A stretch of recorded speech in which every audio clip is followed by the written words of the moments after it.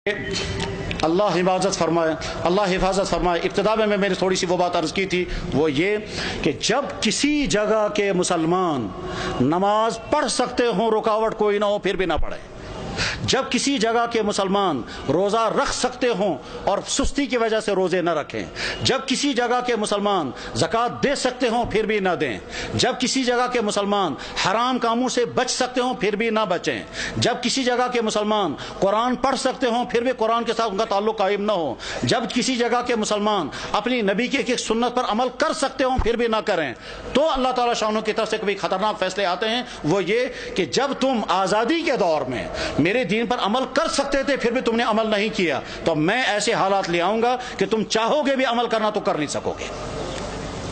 اس کی مثال نمبر 1 اندلس کی میں نے پیش کر دی تھی کہ اندلس میں 800 سال تک مسلمانوں کی حکومت رہی، اور بعد میں جب خرابیاں شروع ہو گئی تو وہ حالات آ گئے کہ اگر وہ قرآن پڑھنا چاہے تو نہیں پڑھ سکتے تھے، اپنی عورتوں کی عصمتیں بچانا چاہیں تو نہیں بچا سکتے تھے، بلکہ کیا ان کی تو جان بھی باقی نہیں رہی، اور وہاں کے مسلمان یا تو مارے گئے یا عیسائی بن گئے یا وہاں سے فرار ہو گئے، اور اس طرح سے 800 سال کا مسلم ملک جو اذانوں سے آباد تھا وہ 800 سال کا مسلم ملک کفرستان بن گیا۔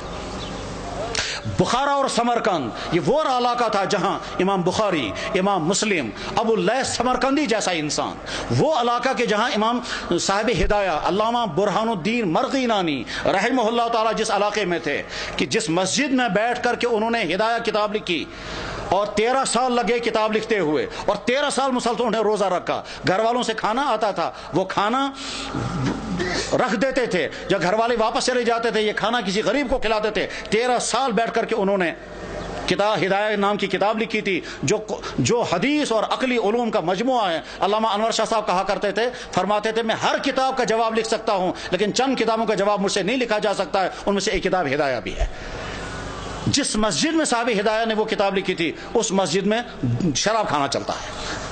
غرض یہ کہ جب بخارا اور سمرقند جیسے علاقے میں وہ حالات آ گئے کہ وہاں قرآن رکھ نہیں سکتے، کلمہ پڑھ نہیں سکتے، مسجدوں میں تالے لگ گئے، تو اللہ تعالیٰ شانوں کو طاقت ہے، اگر غضبناک ہو جائیں تو ان علاقوں میں بھی یہی حال ہو سکتا ہے جن علاقوں میں مسلمانوں کو موقع ہے وہ اپنی دین پر چلیں۔ میرے بھائیوں،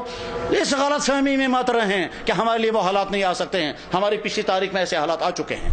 چنانچہ کشمیر کی پچھلی تاریخ میں ایک زمانہ ایسا آیا تھا جب سکھوں کا دور تھا، مسجدوں میں تالے لگے تھے، اور جو نماز پڑھنا چاہتا تھا اس نماز پڑھنا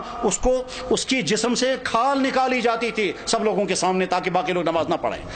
سری نگر کی جامع مسجد میں گھوڑے باندھے گئے تھے، تمام مسجدیں مسمار کر دی گئی تھی، اس وقت لوگ نماز پڑھنا نہیں پڑھ سکتے تھے، یہ اذانیں بین ہو گئی تھی۔ جب کسی جگہ کے مسلمان اپنی دین کی ناقدری کرنے لگتے ہیں تو ایسے حالات آ سکتے ہیں، اور اس کی مثال اس بات کی مثال نہیں کہ مسلمانوں نے ناقدری کی، وہ تو ظلم ہے، لیکن مثال ہمارے سامنے ہے برما کے حالات، جہاں کی مسجدیں ختم، جہاں کے مدرسے ختم، جہاں کی داڑھیوں کے ایک بال کر کے نوچتے ہیں، جہاں علماء کو کھڑا کر کر کے اور سوئیاں مار مار کر کے ان کو شہید کرتے ہیں، جہاں ایک ایک مسلمان خاتون کے ساتھ 20 30 بلکہ 100 آدمی بدکاریاں کرتے ہیں اور کھلے عام کرتے ہیں، جہاں مسلمان عورتوں کو کھڑا کر کے آگ لگا کر جلا دیتے ہیں، جہاں مسلمان عورتوں کی گودوں کے اندر ان کے بچوں کو ذبح کر دیتے ہیں، اور ساری دنیا کے مسلمان دیکھ رہے ہیں مگر کوئی کچھ نہیں کر سکتا۔ جب ان مظلوم مسلمانوں کے لیے کوئی آواز نہیں اٹھا رہا ہے تو آپ بے فکر یہ مت رہیں ہمارے ساتھ اگر کبھی ایسا ہوا تو ساری دنیا کے مسلمان سرگرم ہو جائیں گے۔ آج کا مسلمان بے حس ہو چکا ہے، آج کا مسلمان دنیا کے حکمران، ان کے بیوروکریٹ، ان کے تمام ہائی کلاس طبقے وہ اپنی عیاشوں میں ڈوبے ہوئے ہیں، کسی سے کوئی امید نہیں ہے۔ اپنے دین پر جمنے کا فیصلہ کر کے اٹھیں، اپنے ایمان پر قائم رہنے کا فیصلہ کر کے اٹھیں، اپنے دین پر چلنے کا فیصلہ لے کر اٹھیں، اپنے گھروں کے اندر دیندار گھر بنانے کا فیصلہ لے کر اٹھیں، اپنے بزنسوں کو مسلمان بزنس بنانے کا فیصلہ لے کر اٹھیں، اپنے فنکشنوں کو دین کا فنکشن بنانے کا فیصلہ لے کر کے اٹھیں۔ جب مسلمان حرام سے بچ سکتا ہو اور پھر بھی نہ بچے وہ شرابیں پیے تو حالات ایسے آ سکتے ہیں کہ زبردستی مسلمانوں کو شراب پلائی جائے گی۔ جب مسلمان داڑھی رکھ سکتا ہو اور نہ رکھے تو بعد میں ایسے حالات آ سکتے ہیں کہ رکھنا بھی چاہیں تو نہیں رکھ سکتے۔ ساری ترکی کے اندر مسلمان داڑھی رکھ نہیں سکتا حالانکہ سارا مسلمان ملک ہے۔